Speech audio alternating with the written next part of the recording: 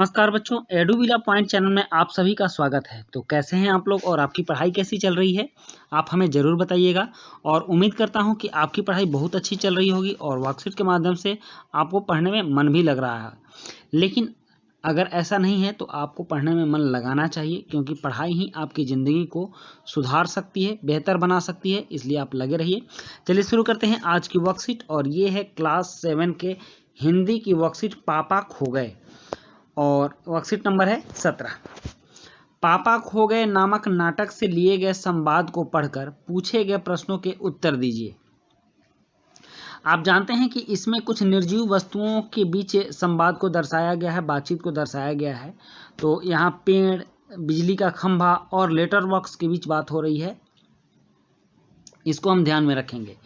पेड़ कहता है, लेकिन चिट्ठी जिसे लिखी गई हो लालताऊ उसे ही पढ़नी चाहिए। लालताऊ किसको कहा गया है? तो लालताऊ लेटर बॉक्स को बोला गया है, क्योंकि लेटर बॉक्स लाल रंग का होता है, इसीलिए पेड़ ने उसको लालताऊ बोला है। वह प्राइवेट होती है, प्राइवेट मतलब कि चिट्ठी बिल्कुल निजी होती है, किसी दूसरे की चिट्ठी नहीं पढ़नी चाहिए। लेटर बॉक्स बोलता है, मैं कहाँ किसी की चिट्ठी पास रख लेता हूँ, जिसकी होती है उसे मिल ही जाती है।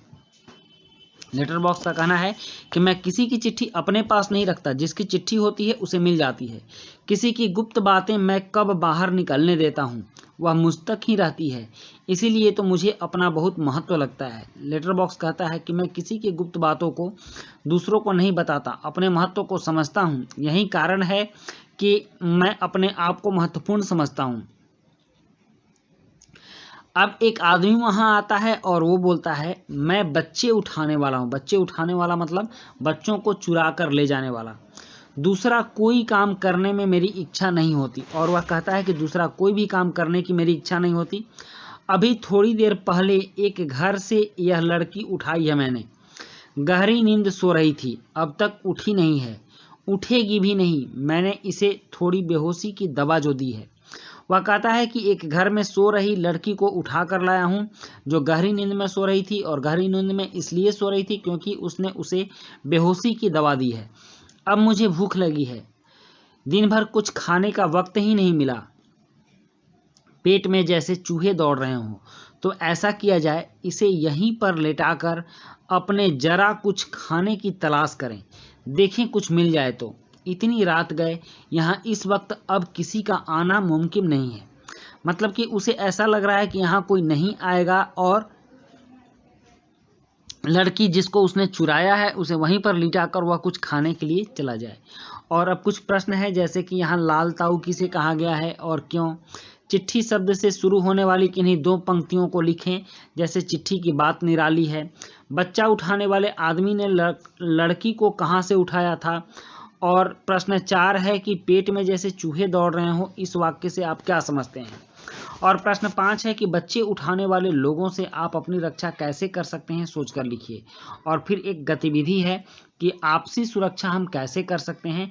इस विषय पर अपने माता पिता, अभिभावक या अड़ोस पड़ोस के लोगों से बातचीत करके एक योजना बनाकर अपने दोस्तों के साथ चर्चा कीजिए।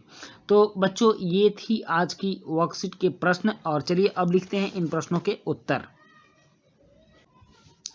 प्रश्न 1 है, यहाँ लालताऊ किसे कहा गया है और क्यों। तो आपने लेटर बॉक्स देखा होगा, लेटर बॉक्स अमूमन लाल रंग का ही होता है। उत्तर है कि यहाँ लालताऊ लेटर बॉक्स को कहा गया है क्योंकि लेटर बॉक्स का रंग लाल ही रहता है। उसके बाद प्रश्न 2 है कि चिट्ठी शब्द से शुरू होने वाली किन्हीं दो पंक्तियों को लिखें, जैसे चिट्ठी की बात निराली है। तो उत्तर, चिट्ठी का आना अब गुजरे जमाने की बात होगी। मतलब अब तो चिट्ठियां नहीं आती हैं, अब मोबाइल हो गया, व्हाट्सएप मैसेजिंग हो जाता है, फेसबुक हो जाता है, डायरेक्ट कॉल हो जाता है। तो अब चिट्ठी कहाँ कोई लिखता है, पहले लिखी जाती थी। और दूसरा वाक्य है कि चिट्ठी में उसने अपनी सारी बातें लिख दी हैं, और जब पहले कोई चिट्ठी लिखता था तो अपनी सारी खबर उस चिट्ठी में लिखा करता था। उसके बाद प्रश्न 3 है कि बच्चा उठाने वाले आदमी को ने लड़की को कहाँ से उठाया था। तो उत्तर है कि बच्चा उठाने वाले आदमी ने लड़की को घर से उठाया था। फिर प्रश्न 4 है कि पेट में जैसे चूहे दौड़ रहे हों, इस वाक्य से आप क्या समझते हैं। उत्तर है कि पेट में जैसे चूहे दौड़ रहे हो, इसका मतलब है बहुत जोर की भूख लगना। और फिर प्रश्न 5 है कि बच्चे उठाने वाले लोगों से आप अपनी रक्षा कैसे कर सकते हैं, सोच कर लिखिए।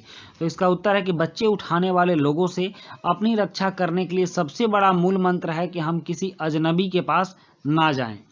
और गतिविधि है कि आपसी सुरक्षा हम कैसे कर सकते हैं, इस विषय पर अपने माता पिता, अभिभावक या अड़ोस पड़ोस के लोगों से बातचीत करके एक योजना बनाकर अपने दोस्तों के साथ चर्चा कीजिए।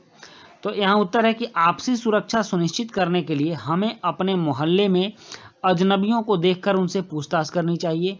अपने छोटे बच्चों को या छोटे भाई बहन को किसी अजनबी के पास जाने से रोकना चाहिए। छोटे बच्चे को हमेशा यह सीख देनी चाहिए कि दूसरे लोगों के द्वारा दी गई कुछ भी खाने की वस्तुओं को वह स्वीकार न करे।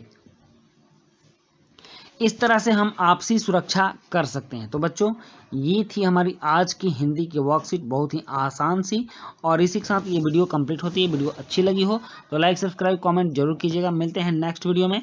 Thank you.